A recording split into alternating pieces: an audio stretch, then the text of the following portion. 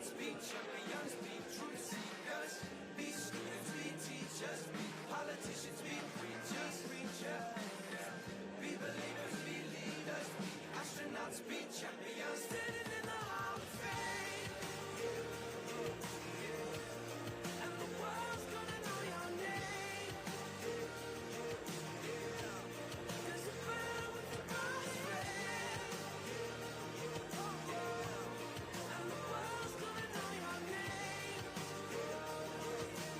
Every other walls of the Hall of Fame. Be the champion, you can be the best.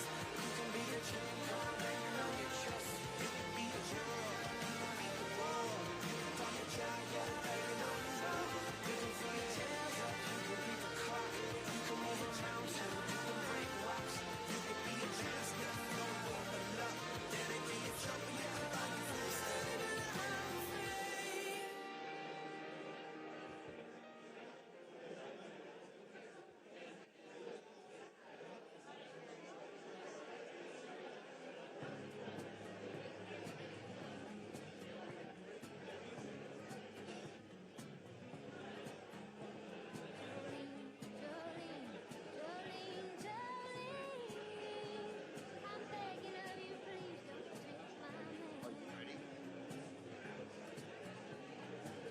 Test 1 2. Test 1 2.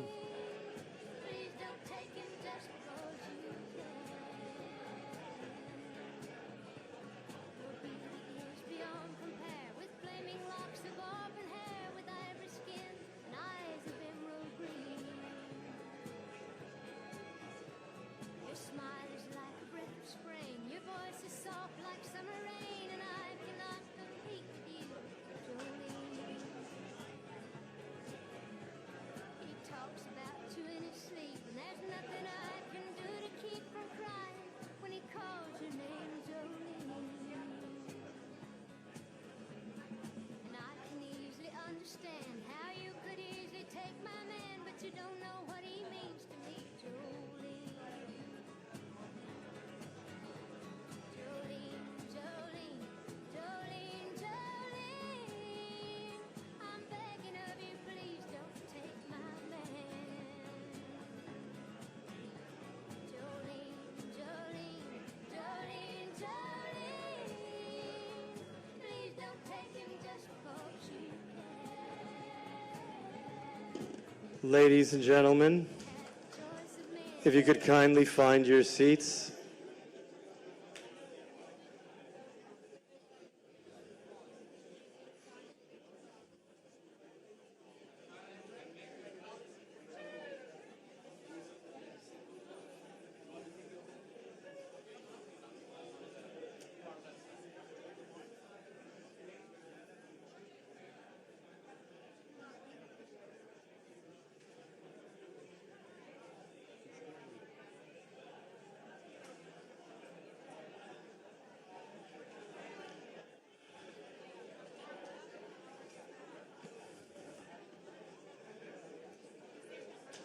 Ladies and gentlemen, we would like to begin the program.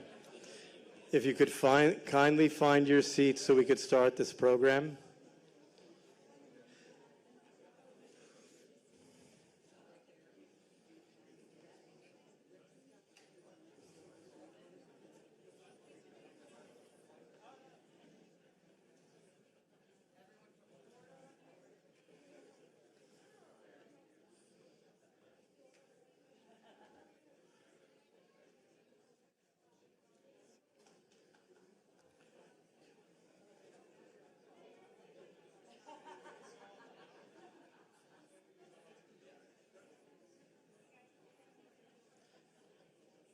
If I could have everybody's attention, I'd like to begin the program now. My name is Yehuda Kaploon, and I'll be acting as the MC and the host for your evening tonight. And as is customary at any event that is done in a Jewish community, we are going to have two invocations today to start the program. The first invocation will be given by the Chief Chaplain of the Florida Highway Patrol, and the chaplain for the Miami-Dade Police Department and Florida Department of FDLE. Rabbi Mark Rosenberg will start the program with the first part of the invocation.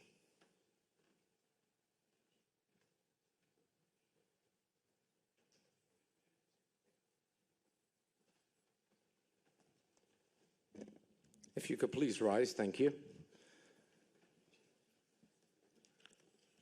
One of our most revered American presidents, Abraham Lincoln, once stated, "I am a firm believer in the people. They can be depended upon to meet any national crisis if given the truth. The great point is to bring them the real facts. If there ever was a power that breaks through the barriers, it's the power of truth. It is what people hunger for and badly miss. Mr. President, we miss the days when it was understood that America and the Jewish state of Israel care deeply for each other and both work tirelessly to maintain a mutually beneficial relationship. We miss the days when it was clear that a safe and secure Israel is a benefit to America and to the world. Our founding fathers made it clear that anti-Semitism is unethical and unpatriotic. The Bible states, "Justice you shall seek, with true justice applied to all." President Trump, you are uniquely situated to bring it all back. It is by now crystal clear that God certainly has plans for you and for all of us, and we continue to pray for his continued protection. Many stories are told about your kindness and generosity to those in need, and those acts are a measure of a great leader. We thank God for his protection and guidance to all people here and in Israel.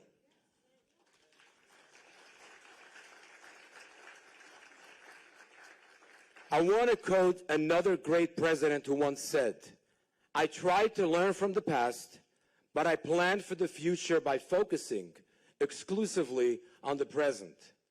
Those were your words, Mr. President. The world needs a leader who could bring peace around the world, a leader who messages God's will with courage and resolve.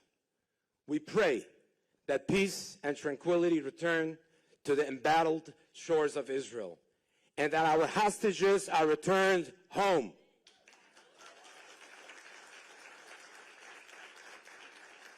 We pray that war and strife become non-existent, that opportunity and accomplishment touch the hands that reach out to it, that the new dawn brings new hope, and that God blesses you, Mr. President, with success in making America great again. And if you agree, let us say amen. Thank you.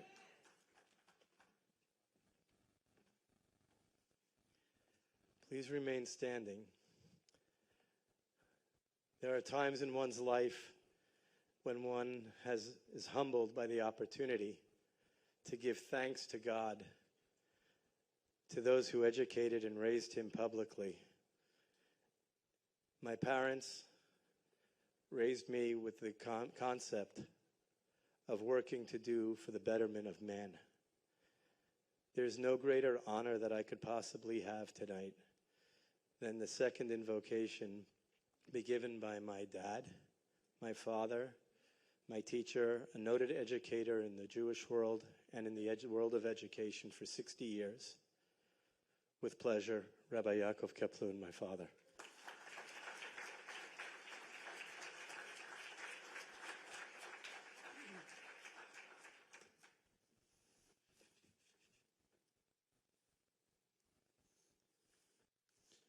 President Trump, Dr. Miriam Adelson, colleagues, distinguished guests, and the many friends I've met tonight.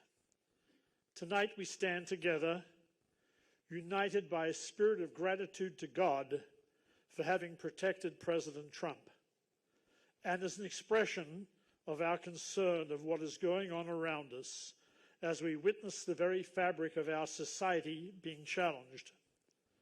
Shalom.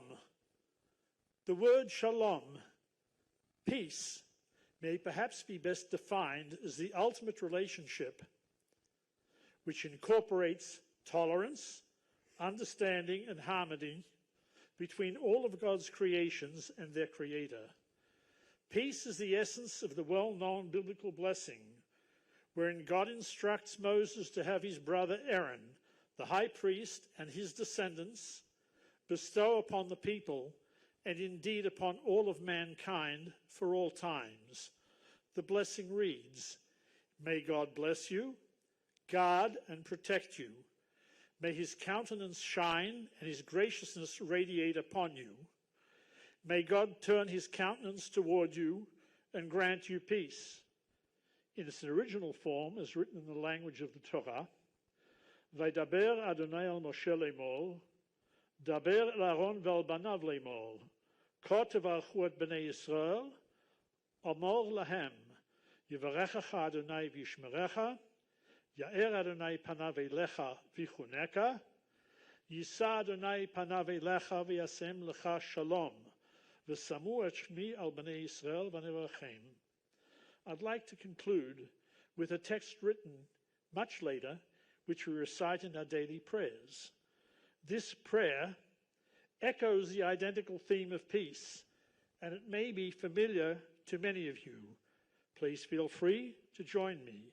Oseh shalom bimromav, hu yaseh shalom, aleinu v'al kol Yisrael, v'imru amen.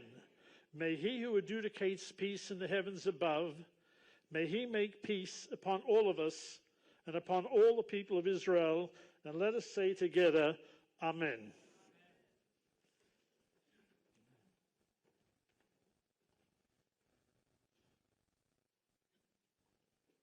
Please be seated.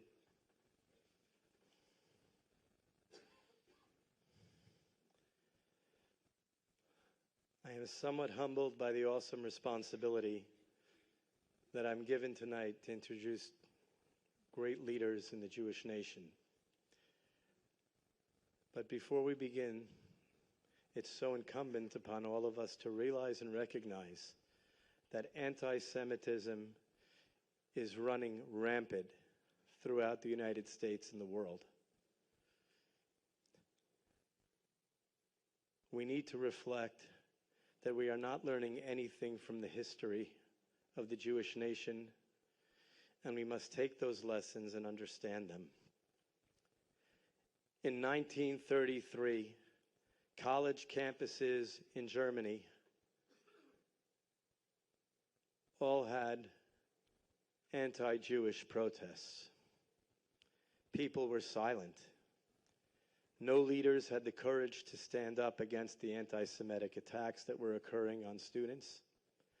Nobody had the courage to stand up to the attacks on Jewish businesses. People created Jewish-free zones, and nobody had the courage to take the time to protest or to have their voices heard.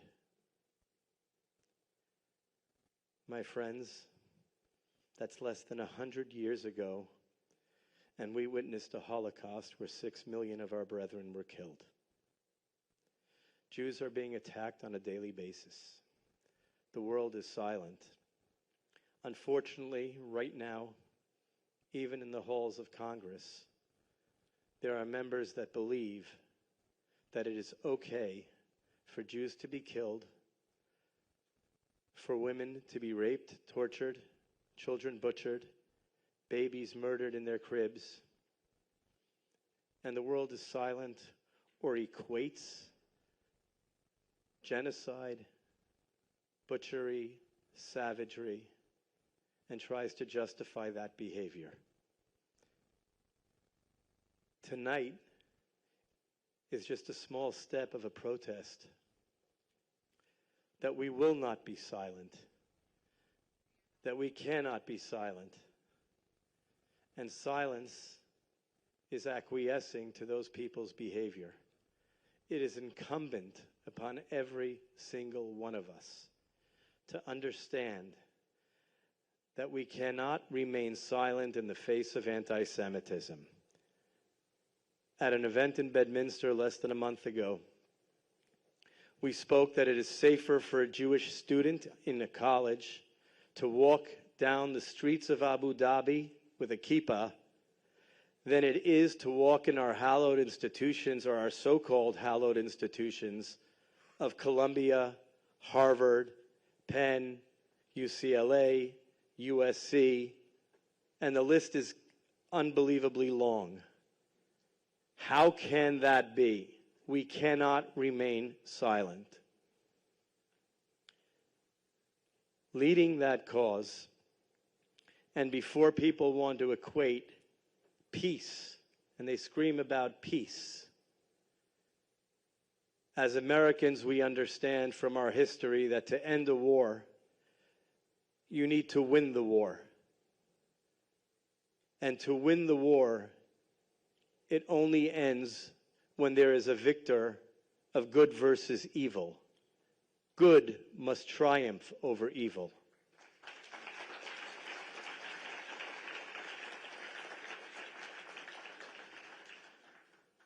The only way that good will triumph over evil is when Israel, on the front lines of America's security, because those who chant death to Israel, the second sentence is death to America. We have to understand that Israel is the front line in our battle of anti-Semitism, but we are fighting that same battle here on the shores of America. Our founding fathers promised America with religious liberty and freedom and justice for all. All includes Jews, no matter what part or affiliation they have. We are all united and we are all Jewish. The Nazis did not discriminate whether someone was Orthodox or non-Orthodox, whether a Jewish child was disabled or not disabled. There was no discrimination. You were Jewish, we hated you. That behavior is becoming norm in this country, and that is unacceptable.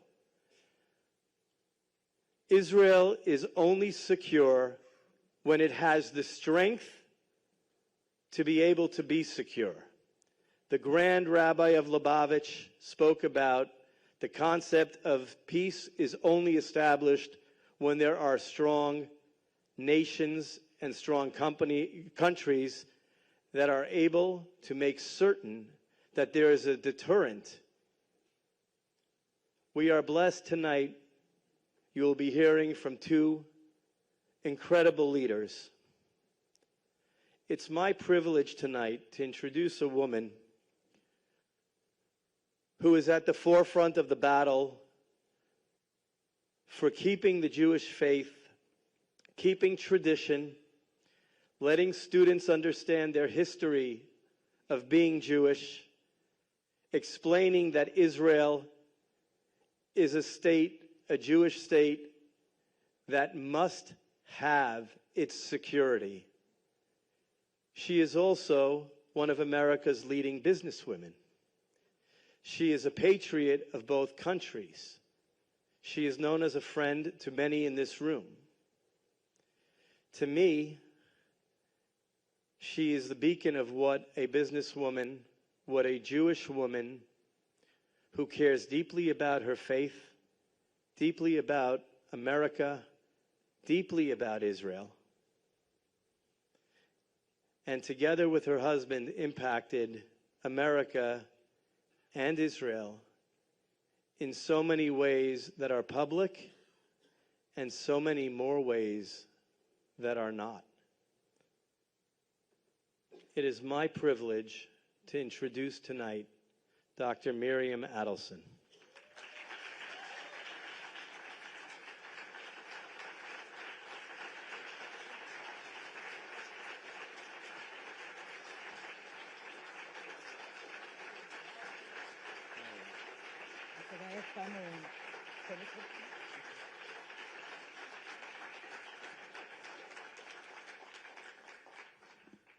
Please sit. Before I start, I want to dedicate a few minutes to my students who came all the way from Pennsylvania, and I heard from Harvard. And I want to tell you, I want you to continue to walk with your kippah in school. Stand straight. You know, my husband had a poster in his office, and this was one of the impressive things in my life in his office. Just a painting of a guy standing like this. And it says, stand up for what you believe in, even if you stand up alone. Guys, from all my heart, I'm telling you, start going with the kippah. Go with your Magen David. Don't pay attention to others. And more people would join you. Oh, that's nice. That's nice, he's already. But go in college, group of people, and stand up for them. And many Jews would join you. And even non-Jews would start wearing kippah and be with you because they are smart and on the right side. So it's so, have you been in Taglit? Who has been in Taglit? Show me. How many people of you? Not enough. 2? 3? Okay. I have connection in Taglit. And another one. Okay. So you get my email. Anybody from you that have any difficulties, because you have to register, to put some down payment, small, you get it back afterwards, and you get 10 days of visit and learning the truth about your roots. And I'm sure when you come back, you walk proudly all over with a kippah and proud to be Jews. Because when you learn your roots, you learn a lot. You are connected to something in the ground, and you are a better person. You know, I meet a lot of Jewish kids in Jewish events, and they come to us, we have a line, and everybody say, it changed my life. So many times that I say, ICML. Everybody ICML. It changed my life. One day, one of our friends, who was a congressman, sent his daughter to Israel to birthright. So I told him, you'll see when she comes back, it will change her life. So we are talking with him, and he says, we ask him, well, did she say it changed my life? He say no. So we look down, so sad. And then he say, he wants to make Aliyah to Israel. Okay, so go there. Go there. And the most important thing, don't pay attention to them. They cannot kill you. No maximum, learn a little bit self-defense. Okay? But really, I am going all my life with my Magen David, and I stand up. Yes, I have security, but you don't know. I'm in Iran calendar and here calendar. You never know. You have to be, I mean, one of the most important things in my life is to be proud of what I am. And I am proud Jew, Israeli American, and continue to be there.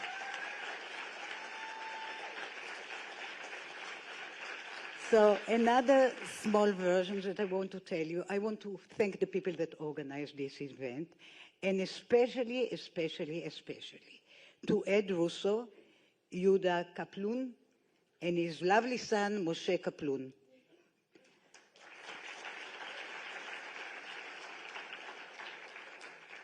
And here I'm starting the speech that I prepared yesterday all day, because we have another speech to ISC. So we Jews are all brothers and sisters, though it may not always feel that way. Religious or secular, liberal or conservative, white collar, blue collar, Ashkenazi or Sephardic, at the end of the day, despite our differences and disagreements, we are a big Meshuganer family. Like siblings who go their separate ways, but reunite in time of joy or hardship, we are responsible for one another. When it matters, we look out for each other. This is because of our shared traditions, beliefs, experiences, and goals.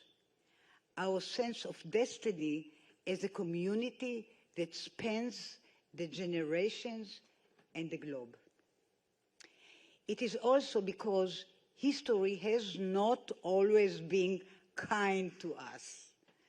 By surviving persecution, genocide, and discrimination, we learned that we are few in numbers, but mighty when we march together with faith in our values and our vision. My friends, right now, right here, in this great United States, we are at such a moment. It may not seem that way. Being an American Jew, like being any American, is a wonderful privilege. I know this as a native-born Israeli who became U.S. citizen after marrying Sheldon, Zichrono Livracha, my beloved husband. Thank you.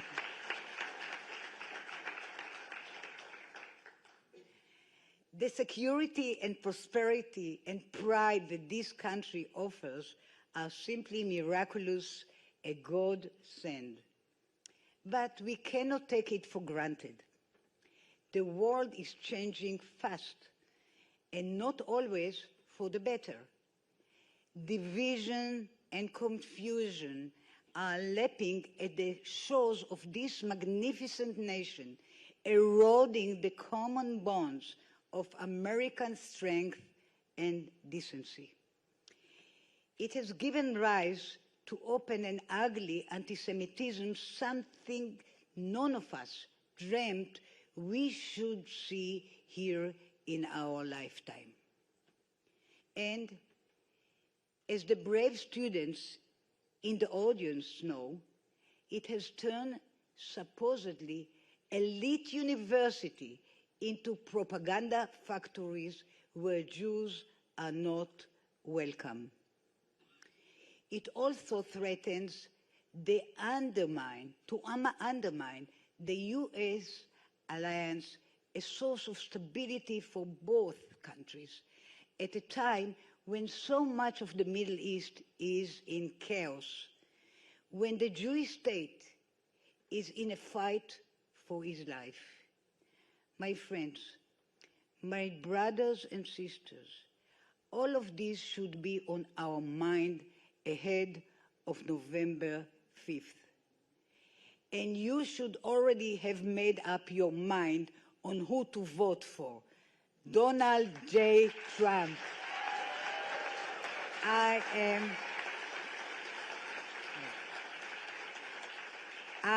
am talking tachlis. You bet I am. Tachlis doesn't only mean bottom line or brass tacks. It comes from the Hebrew word tachlit. Tachlit, which means purpose. We Jews are a purposeful people. And President Trump is a purposeful man. He is a true friend of the Jewish people.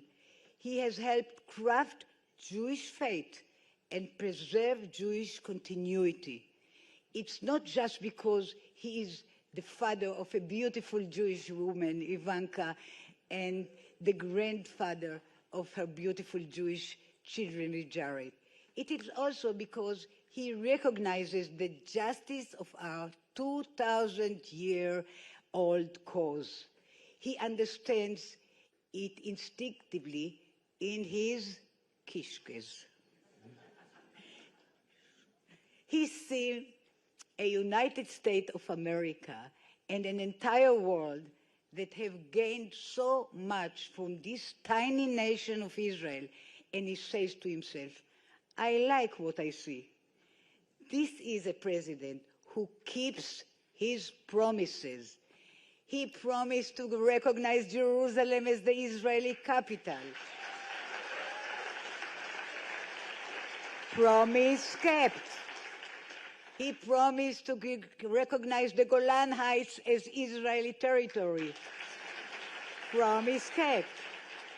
To rip up the disastrous nuclear Iranian deal. Promise kept. And to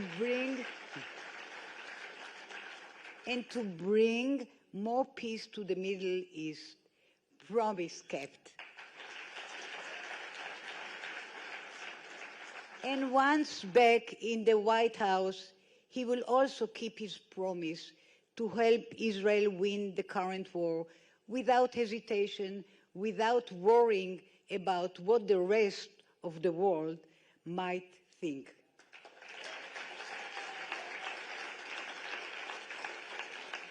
Because Trump does what is right, straight and simple. Tachlis. That's all we Jews are asking for.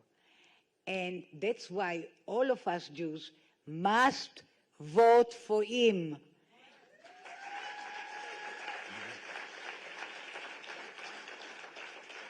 It is our sacred duty, in gratitude for everything he has done and trust in everything he will yet do. So now, are you ready to hear some tachlis from the man himself?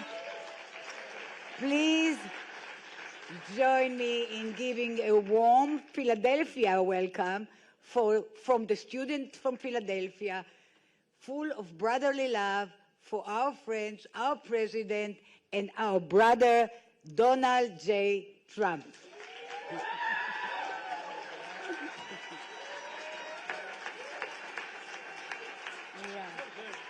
You are good. You are the best. Okay. The best.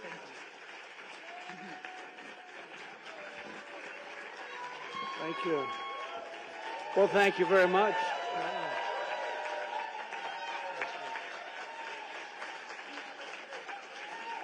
Thank you very much, Miriam. I don't know if you know it, it's a great lady. This is a great lady. This is a great one. Thank you, Miriam. Thank you very much.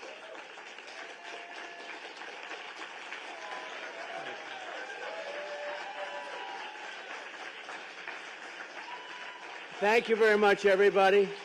All right, let's sit down. Let's talk about Israel, or Israel, as they say. I love the pronunciation. I love it. But you really are. You're a great lady, a great woman, my friend, and I've known you and Sheldon for a long time. We lost Sheldon, and nobody like him, right? You would say that. Nobody like him, but nobody like you either. And he's very proud of you right now. Thank you very much. And I'd also like to thank Rabbis Yehuda Kaplun and Yaakov Kaplun, Senators Rick Scott, doing well. Where's Rick? He's doing well. I saw a poll, and another one who's doing well is Ted Cruz. Ted, stand up, Ted.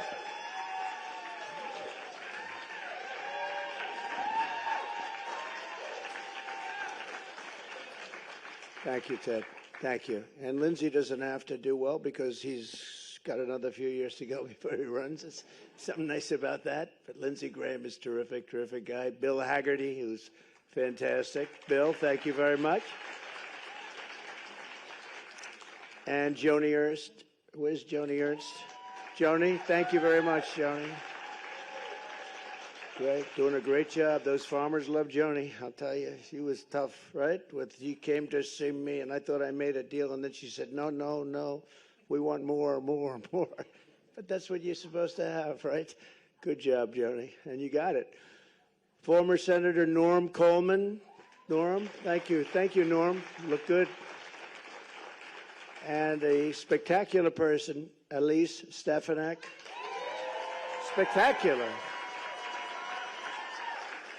What she did to that woman at Harvard with the big fat glasses.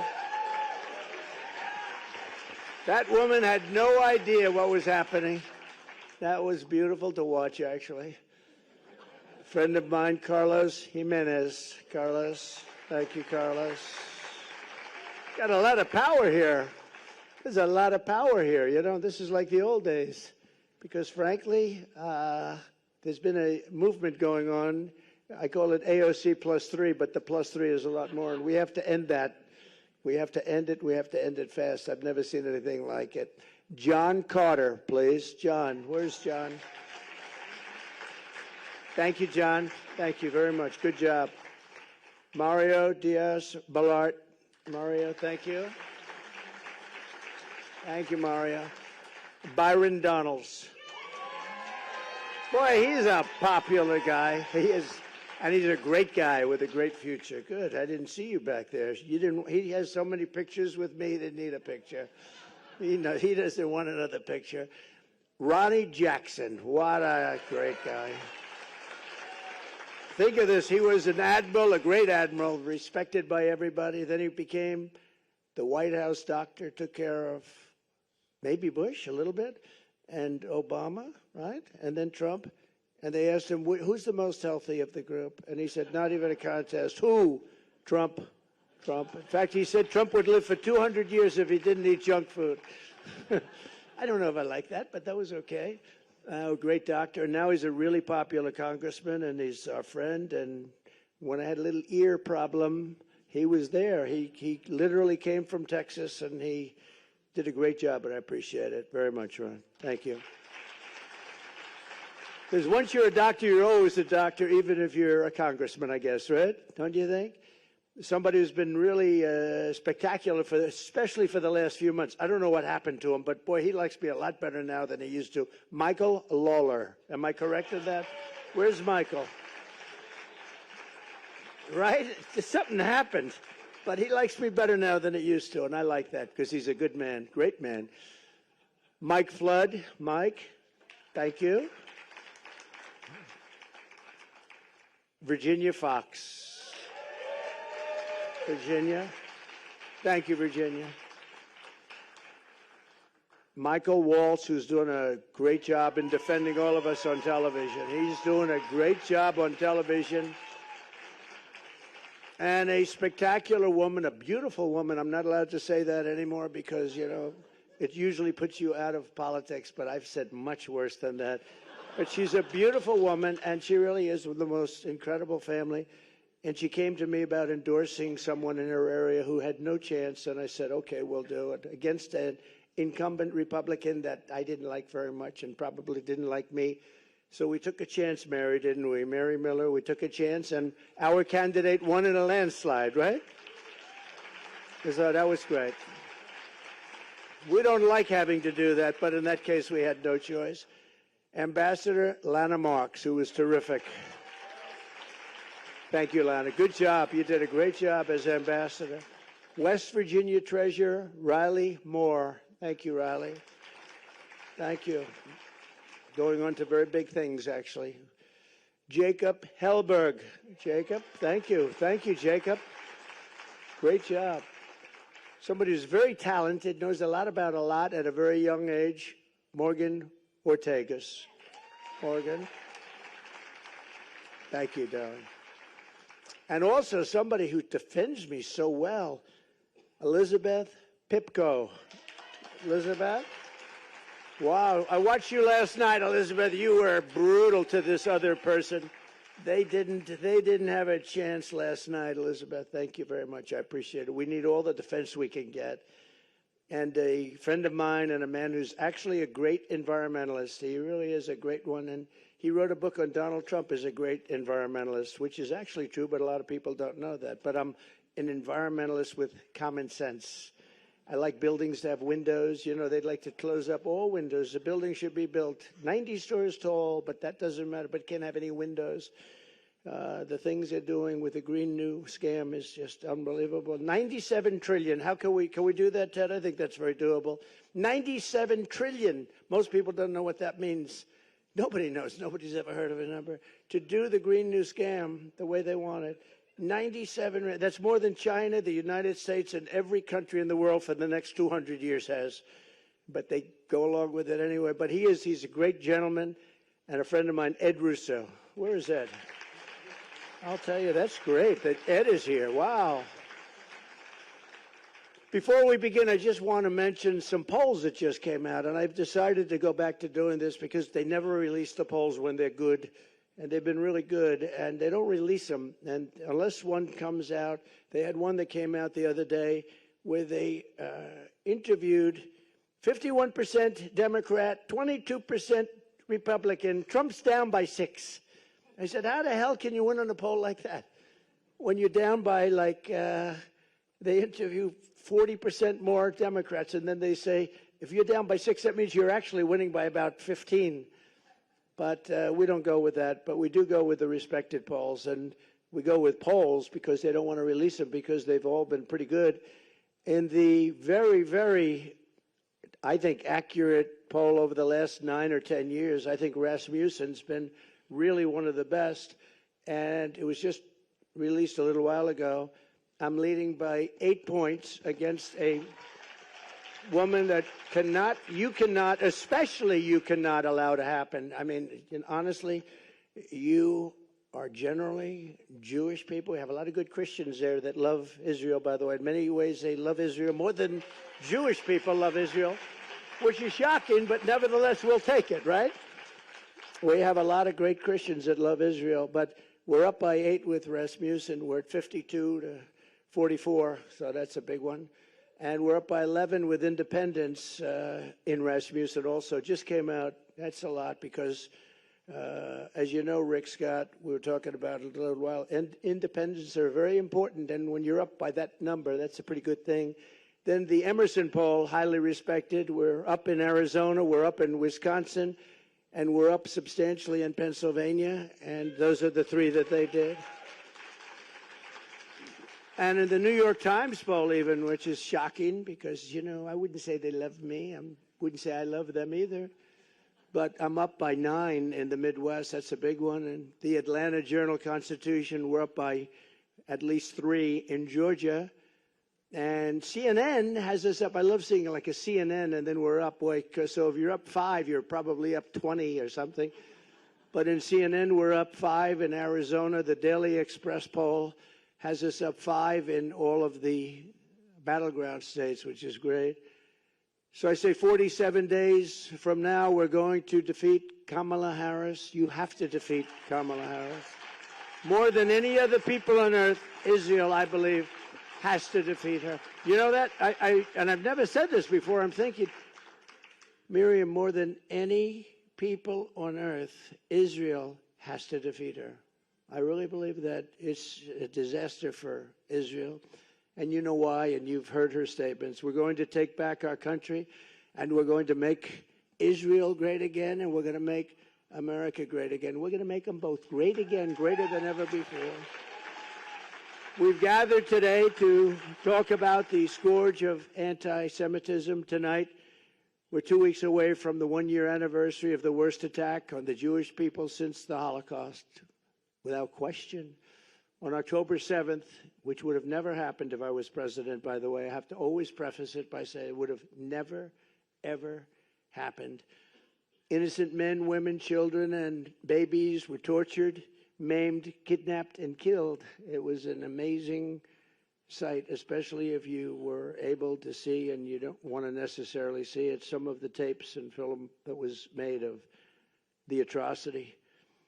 It was a wake-up call for the entire world, and you have to take it that it is a wake-up call. Get smart. Instead, even here in America, Jewish citizens have been forced to endure the worst outbreak of anti-Semitism in many generations.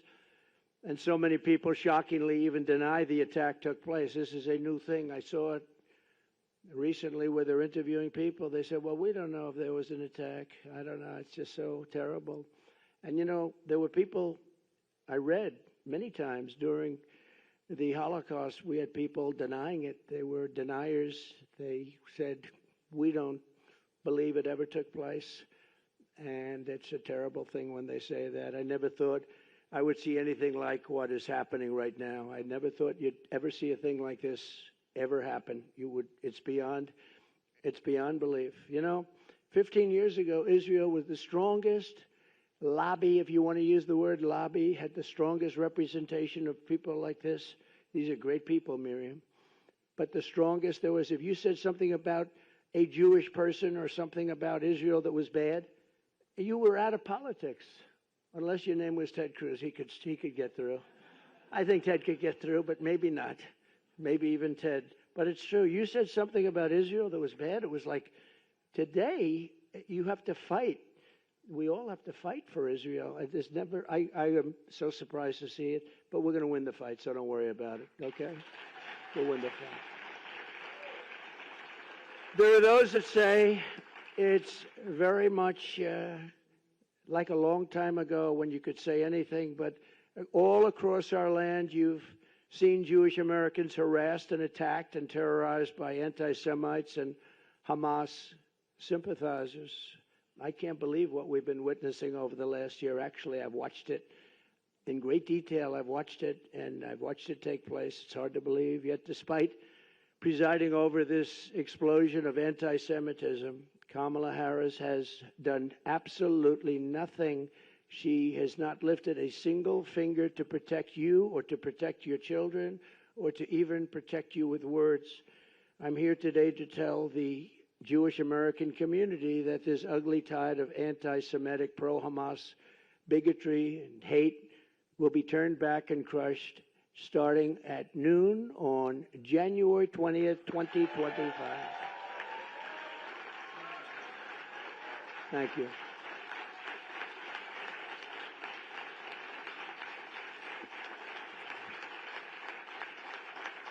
Thank you. It will be a bright new day for the Jewish community in America. No longer will you have to walk the streets in fear. You're walking the streets in fear. Can you believe it? Young college students are afraid to go to college. It's not something that anybody thought they would ever hear or see. No longer will you be threatened on your college campuses. No longer will you be discriminated against in college admissions. And no longer will your own government import jihadists from places that we don't even want to talk about. And they want Jew haters from overseas, and they let them come in and resettle in your communities right here at home, and nobody's ever seen anything like it. My promise to Jewish Americans is this: with your vote, I will be your defender, your protector, and I will be the best friend Jewish Americans have ever had in the White House.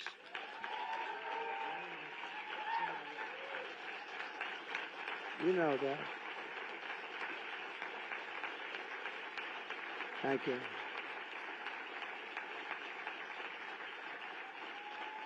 But in all fairness, I already am. I think I already am. I don't have to think. In fact, I already am. I am the best defender you've had as president by far. I think there would be no question. Miriam mentioned 4 or 5 of the things. Those, each individual thing. Oh, her husband would drive me crazy. You have to do this. You have to do that. You don't know what I had to put up with. She was like the calming influence. I said, Sheldon, I can't do that. It's too much. He said, no. And every time I got something, he'd immediately start with something else, right? He'd get something, always fighting for Israel and the Jewish people. But, I had such great respect for it.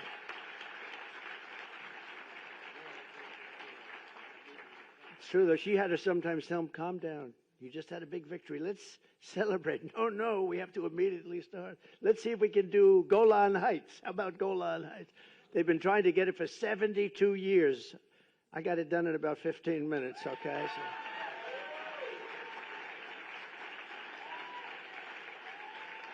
So. Even Sheldon couldn't believe that one, I'll tell you. Even Sheldon couldn't believe that one. He said, we just got Golan Heights. They didn't even ask for it. I actually gave you that one. You didn't ask for it, but I thought it was important.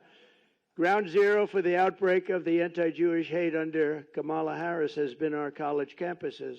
At UCLA a few months ago, Marxist thugs dressed up like terrorists and created, quote, Jew exclusion zones, blocking Jewish students from entering parts of the campus. Can you imagine that?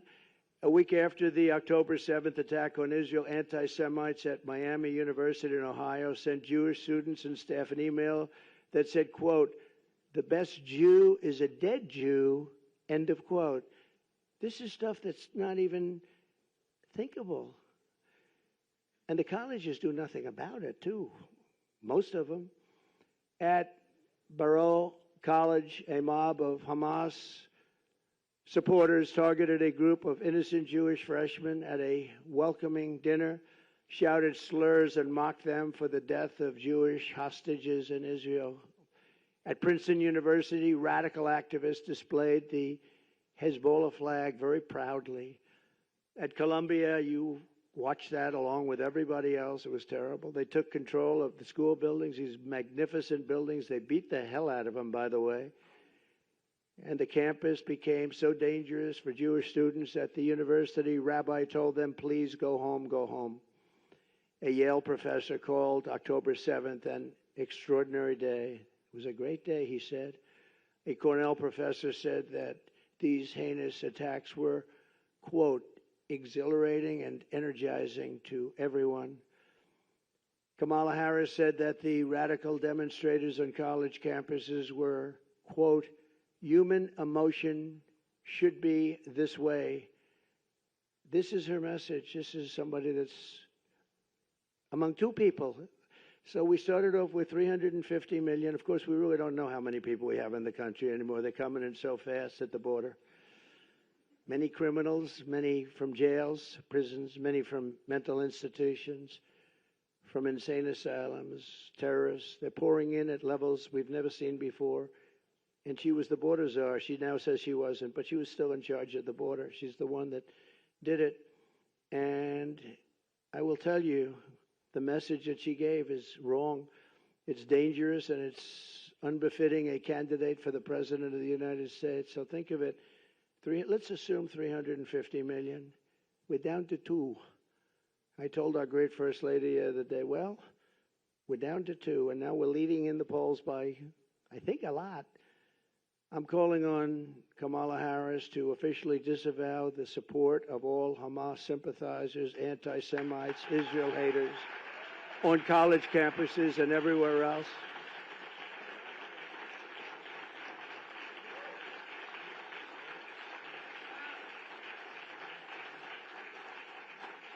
So I'm calling on her to do that, just disavow. But she won't do it. You know that. She's not going to do it. She's going to talk. She's going to talk about nothing, talk about the weather.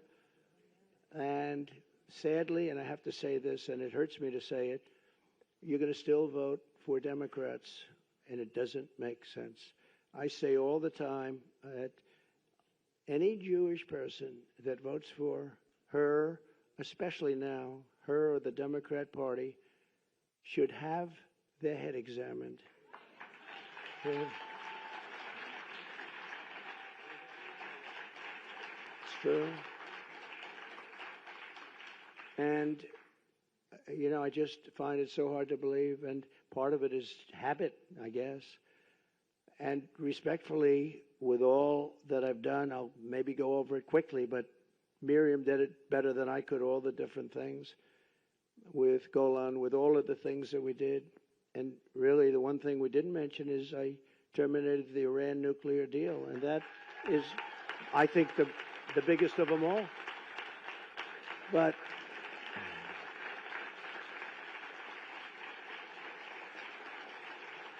thank you. The problem is we could have had a deal, any deal we wanted. Michael knows that better than anybody. But Biden and Harris, and nobody knows it. You know, when you say Harris, people say, who's Harris? You have to say Kamala, because nobody knows who the hell Harris is. That's her last name. But nobody knows it. Isn't it weird? How's Harris doing? Who the hell is Harris? How's Kamala doing? Oh, Isn't it weird? I never saw anything like it. So we'll just call it Kamala. But you really, when you think about it, it's amazing that you're such nice people, because a lot of people wouldn't allow that to happen. We're joined today by several dozen Jewish American students from colleges across America. Thank you all for being here. And here's what I will do to defeat anti-Semitism and defend our Jewish citizens in America. My first week back in the Oval Office, my administration will inform every college president that if you do not end anti-Semitic propaganda, they will lose their accreditation and federal taxpayer support.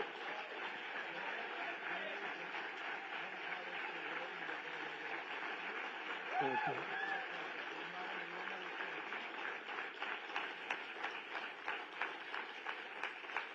Truth is, you don't have to do much after that. When you do that, it's going to work miracles. Please sit down. We will not subsidize the creation of terrorist sympathizers, and we're not going to do it certainly on American soil. We're not going to do it anywhere. Next, I will inform every educational institution in our land that if they permit violence, harassment, or threats against Jewish students, the schools will be held accountable for violations of the civil rights law. Very important. Jewish Americans must have equal protection under the law. They're going to get it. At the same time, my administration will move swiftly to restore safety for Jewish students and Jewish people on American streets. Jews have been beaten on their way to synagogue in Los Angeles just recently, beaten on their way. Jewish American businesses have been vandalized, yet once again, the Harris-Biden administration has done absolutely nothing about it, doesn't even comment. Here in Washington, radical Hamas supporters tore down the American flag in front of Union Station, set it on fire, and hoisted the Palestinian flag, while police officers and they were spray painting at police officers and at the beautiful monuments surrounding the area and the flag, lions, people. And it was being in the construction business, this is a stone, it's limestone, that when you spray paint limestone, you'll see it in 100 years. They can take it off, but they can't really take it off. You'll see everything that they said in 100 years. It's a very porous stone. And what they've done is unbelievable. But I don't see them getting long sentences in prison like happened to other people. I don't see them even being approached or attacked in any way. They allow them to do it. But watch those limestones. I looked at them the other day, and that stone just sucks up that paint. It goes deep. You're going to see it in 100 years from now. Kamala Harris, let them go. She said, let them go. I will end this political violence and harassment once and for all. You know, when I was president, we had a moment where Washington was, in a sense, being attacked.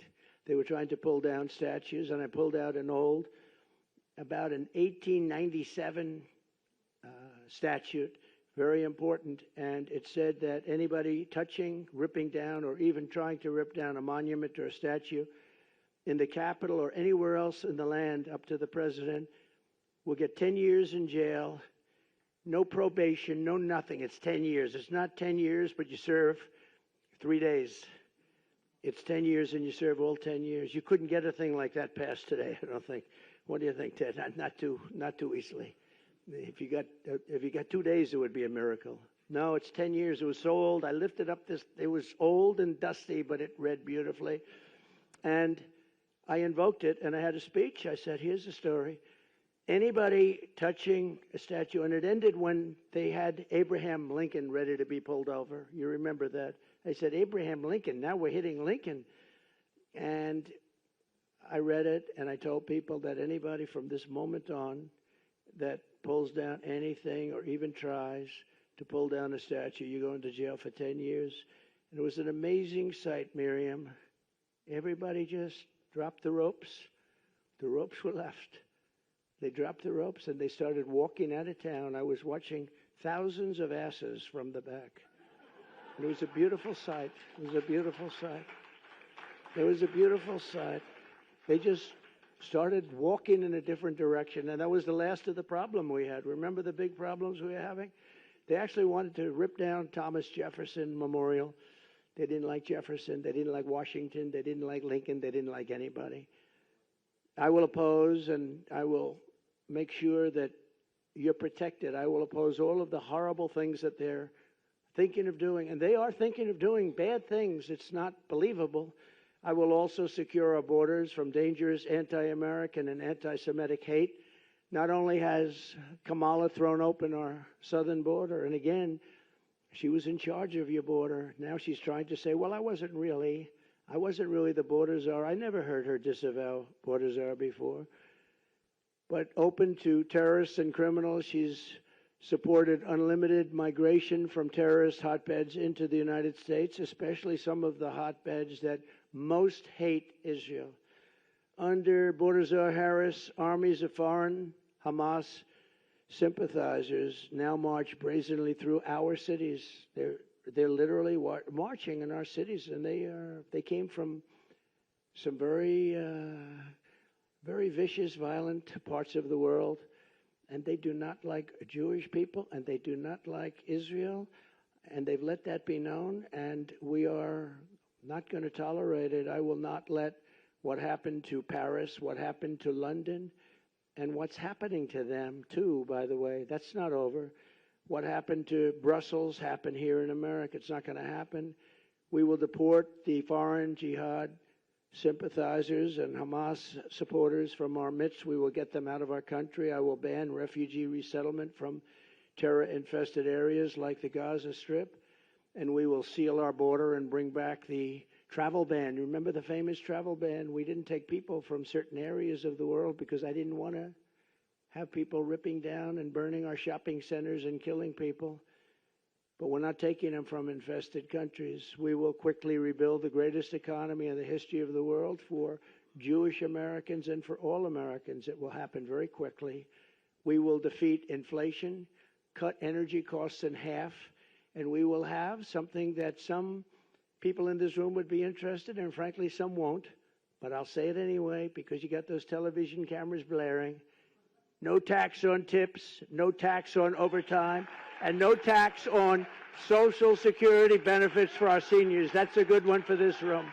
This room likes that last one. And to help Americans who are buried in crushing credit card debt under the Kamala Harris economy, we will have a temporary 10% cap on credit card interest rates because they're paying 20 and 25% and they're getting decimated. So it'll be a temporary 10% cap. But look, this is the most important election in the history of the United States, and it's also the most important election in the history of Israel. The United States election is the most important election in the history of Israel, actually, if you think about it. How crazy does that sound? But it's true. With all I have done for Israel, I received only 24% of the Jewish vote. Now think of this. I really haven't been treated very well, but that's the story of my life. It's true. Think of it. But I understood that because I wasn't really tested. I wasn't a politician, and I won, but I understood that. And then I became president and was the best president ever for the people of Israel and for Jewish people, the best president ever. And I did more for them than any president has, and probably any president can do or will do, other than the current situation that's coming up, because I have a feeling that maybe that's going to be more than anything that was even done in the past, if you want to know the truth, because I think Israel's in big trouble. But I gave them, as Miriam said, Golan Heights. I gave them the Abraham Accords, which is amazing. Nobody thought that was possible. 4 strong, powerful countries signed. Think of it. I would have had every country signed. I might have even had Iran signed, okay? As crazy as that sounds. You're kidding. You know that, Michael. I might have even had that.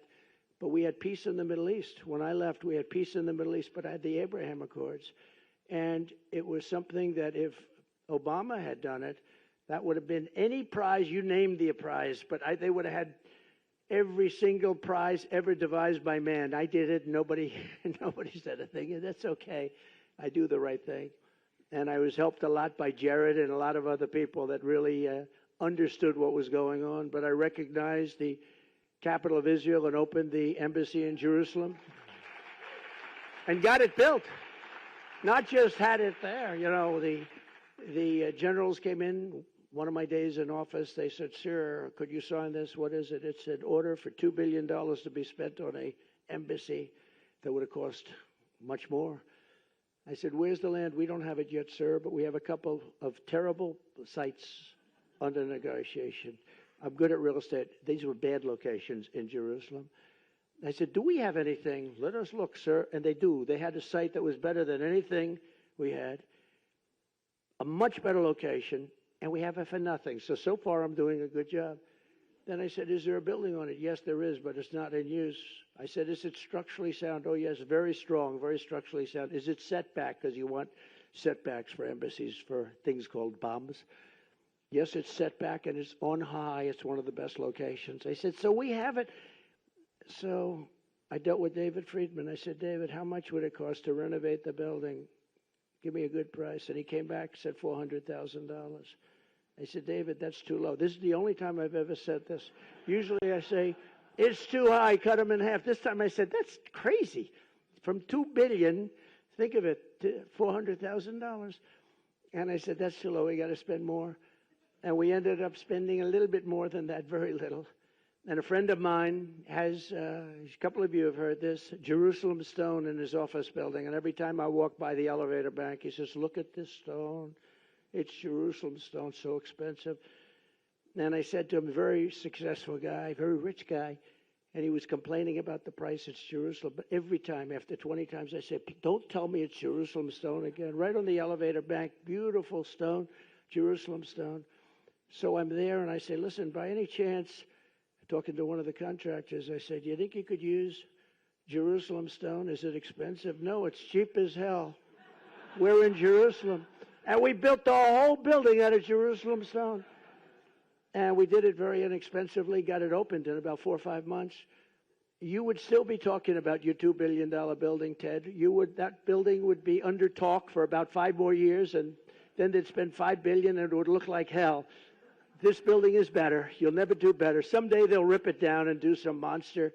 But I was very proud we got it built. And most importantly of all, in my opinion, because I asked, what's the best? Golan Heights, is it? Is it Jerusalem, the capital, moving the embassy and all of that? What is the best? What's the best? Is it the Abraham Accords? And some friends of mine that are very smart, no, not even close.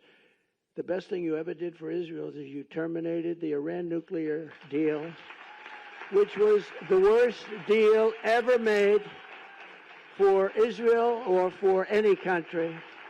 That was the best. That's true. That was more important. Remember, that was more important than any of the other things, of the many other things that we did. The problem is that Harris, Kamala, and Biden did absolutely nothing with it. You could have made after the election, which we had a very bad thing happen with that election. Think of it. If that election were proper, you wouldn't have had Russia attacking Ukraine. You wouldn't have had October 7th. Would have never happened because, as you know, Iran had no money at that time. None. Zero. Nothing. They had no money to fund. There were stories about it, that there was no money for terror. You wouldn't have had inflation. You wouldn't have had that horrible leaving of Afghanistan in such a way, not the leaving because we were ready to leave. We would have left before them, but we were leaving with strength and dignity. That was the worst. I think it was the lowest day, the most embarrassing day in the history of our country. Because of that, probably that's why Putin went in. He would have never gone in with me, though. But all of these things, and on top of everything else, I gave them more than $20 billion, Israel. And I said, when I did it, I said, I'm the best friend they ever had. And still, in 2020, so remember, I got 25%.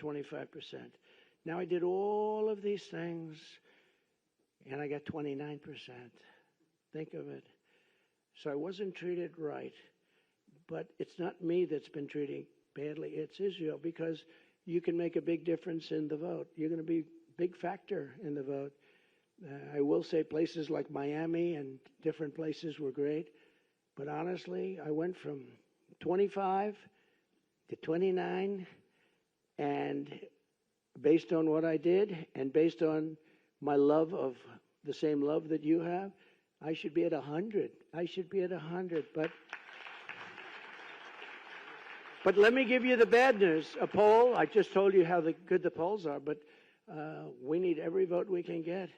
The current polling has me with Jewish citizens, Jewish people that's supposed to love Israel. After having done all of that, having been the best president, the greatest president by far, a poll just came out. I'm at 40%. That means you got 60% voting for somebody that hates Israel. And I say it's going to happen. It's only because of the Democrat hold or curse on you. You can't let this happen. 40% is not acceptable because we have an election to win. So after all of this, I went from 29 to 40%. And people that are smart said to me, friend of mine Jewish, friend of mine loves Israel, loves everything about your religion and about your country, your place. He said, I can't believe it's happening. It's sad. And he started to cry, actually. He started to cry. With all of this, and he's a tough cookie. I don't think he cried since he was a little tiny baby. Maybe then I don't think he cried. I don't think he cried then, Miriam. But I will put it to you very simply and gently. I really haven't been treated right, but you haven't been treated right because you're putting yourself in great danger, and the United States hasn't been treated right. So if I don't win this election, and I've been very good, you know, they say Trump's been right about everything. I've been right about a lot of things. Even Ted will admit that. I've been right about a lot of things that a lot of people said, no, that won't happen, but a lot of bad things happened, and some good things I've been right about too. And I only want to be, so I'm not going to call this as a prediction, but in my opinion, the Jewish people would have a lot to do with a loss if I'm at 40%. If I'm at 4%, think of it, that means 60% are voting for Kamala, who in particular is a bad Democrat. The Democrats are bad to Israel, very bad. They'll never change because they have a section of their party now which has become amazingly and quickly very powerful, vote-wise. I mean, Chuck Schumer is a Palestinian. Who would have thought that was going to happen? What the hell happened to him? I saw him the other day. He was dressed in one of their robes. No, that'll be next. No, Chuck Schumer is Hamas all the way. I don't know what the hell happened to him. If you support him, you're crazy. I have never seen his change may be bigger than Kamala on fracking in Pennsylvania, okay? But if we don't win this election, Israel, in my opinion, within a period of 2 to 3 years will cease to exist. It's going to be wiped out. That's what's going to happen. It's a tough thing to say, but what difference does it make from my standpoint? I have to tell you the truth, and maybe you'll be energized because there's no way that I should be getting 40% of the vote. I'm the one that's protecting you. These are the people that are going to destroy you, and you have 60% of the Jewish people essentially voting for them. If I do win, Israel will be safe and secure, and we will stop the toxic poison of anti-Semitism from spreading all over America and all over the world. We'll get it stopped. But if I don't win, I believe Israel will be eradicated, and you can't let that happen, and I don't think you will let that happen. So you have to, Rabbi, you have to get everybody together, and you have to get them to vote, because it's craziness to say I'm at 40%.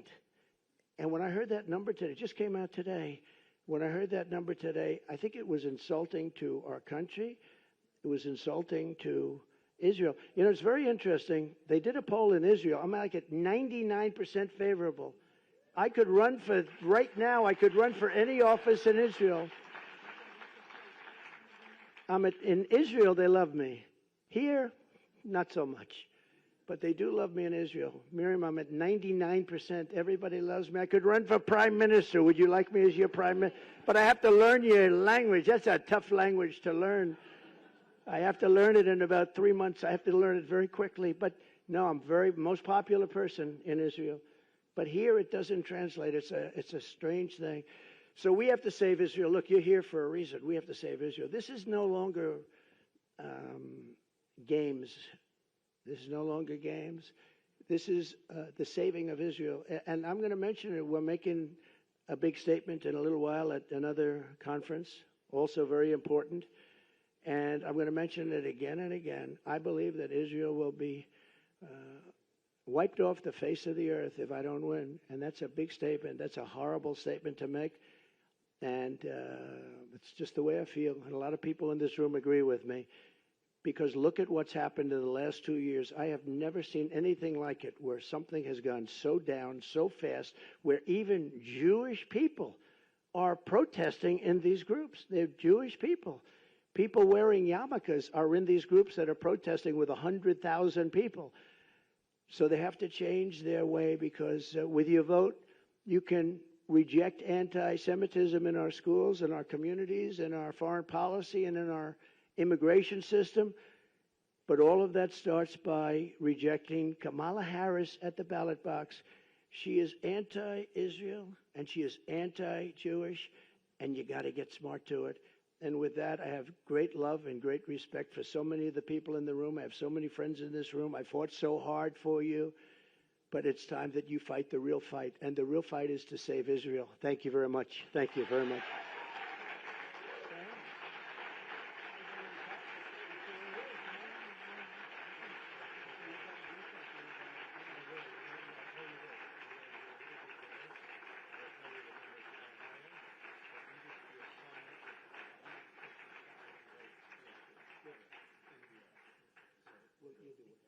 Thank you, everybody. Thank you very much.